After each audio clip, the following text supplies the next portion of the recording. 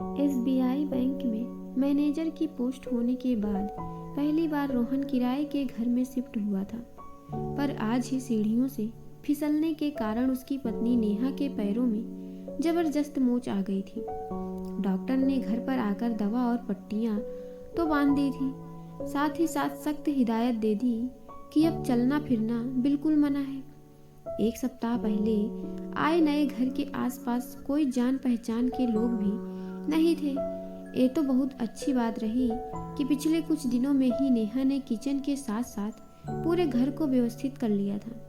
5 साल पहले रोहन और नेहा की परिवार वालों की सहमति से अरेंज मैरिज हुई थी। नेहा खुद को पढ़ने में काफी तेज थी और पढ़ लिख कर जीवन में कुछ बनना चाहती थी, लेकिन अचानक पापा के अटैक का पता चला और उसी वक्त रोहन के यहाँ से रिश्ता आया, तो मजबूरी के चलते नेहा को शादी करनी पड़ी। शादी के बाद नेहा पूरी तरह से ससुराल वालों की खुशियों के लिए खुद को न्यौछावर कर दी।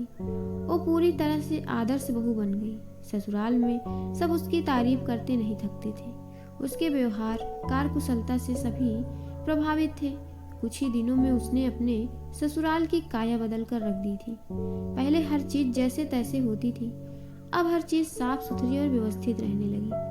खाना भी वो बड़े जतन से बनाती थी। हर लोग उसके बनाए लजीज खाने की खूब तारीफ करते, सिवाय उसके पति रोहन के।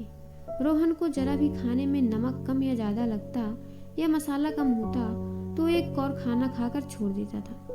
परसों गाजर के हलवे में थोड़ी चीनी कम क्या हुई, नेहा के लाख मिन्नतों के बाद भी उसने खाने को दोबारा हाथ तक नहीं लगाया। सबसे ज्यादा रोहन को कढ़ाई पनीर पसंद थी।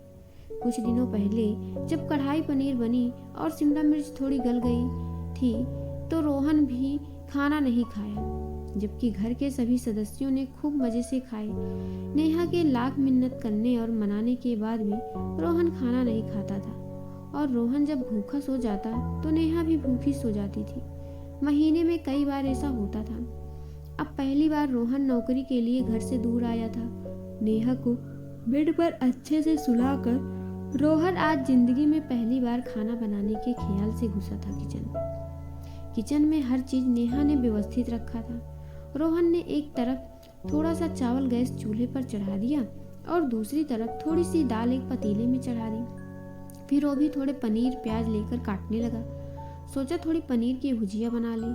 काफी मेहनत के बाद बहुत ही बेतरतीब ढंग से प्याज कटे। उसे आभास होने लगा था खाना बनाने में बहुत मेहनत लगती है। 2 घंटे की मेहनत के बाद उसने किसी तरह खाना बनाने में सफलता पाई। एक थाली में चावल और कटोरी में दाल और प्लेट में भुजिया लेकर वो बेड पर नेहा को अपने हाथों से खाना खिलाने लगा। वो कौर नेहा को खाना खिलाता जाता था और नेहा बड़े आराम से खुशी खुशी खाना खाती जाती थी। खाना खत्म होने के बाद रोहन ने नेहा से पूछा, कैसा लगा खाना? नेहा ने कहा, बहुत अच्छा। मैं कितनी खुशनसीब हूँ, आज जिंदगी में पहली बार पति के हाथों बना गर्मा गर्म खाना खाने को मिला, वो भी इतना स्वादिष्ट। रोहन ने सुनकर बहुत खुश हुआ। आखिर 2 घंटे कड़ी मेहनत करके उसने खाना बनाया था। खाने की तारीफ सुनकर वह फूला न समाया। उसे लगा उसकी मेहनत सफल रही। नेहा को खाना खिलाने के बाद वो खुद भी खाना खाने बैठा। उसे जोरों की भूख लगी थी। दाल चावल मिलाकर थोड़ी भुजिया का कौर बनाकर जैसे ही मुंह में डालकर रोहन ने चबाना शुरू किया, तेजी से बेसिन की तरफ दौड़ा और मुंह का सारा खाना बेसिन में उगल दिया। चावल आज पका था। चावल में नमक बहुत ज्यादा था, भुजिया में मिर्ची थी। बस ऐसा घटिया खाना नेहा ने बिना कोई शिकवा शिकायत के खा लिया, सिर्फ इसलिए कि मैंने इतनी मेहनत करके बनाया था। छोटी छोटी बात पर पिछले सारे खाना ना खाने वाले उस वक्त की उसे याद आने लगी। उसके दोनों आंखों से आंसू निकल पड़े। अपने बनाए जिस खाने को एक कौर भी न खा सका, नेहा ने बिना कुछ कहे पूरे खाने को खा लिया। रोहन नेहा के सामने जाकर सर झुकाए हाथ जोड़ धीरे से बोला, पिछले 5 सालों में कई बार खाना ना खाकर मैंने तुम्हारा जो अपमान किया, और आज पूरा खाना खाकर तुमने मेरा कितना बड़ा सम्मान किया है, मुझे माफ कर दो। नेहा ने मुस्कुराते हुए कहा, दूध गर्म कर चूड़ा के साथ आज खा लीजिएगा। 1-2 दिनों में मैं ठीक हो जाऊंगी, फिर आपको कभी शिकायत का मौका नहीं मिलेगा। उसके बाद कोई भी ऐसा वक्त नहीं आया जब नेहा का बनाया खाना रोहन ने खुशी खुशी ना खाया हो। एक बार खाना बनाने में लगी मेहनत से रोहन पत्नी का सम्मान करना सीख गया था।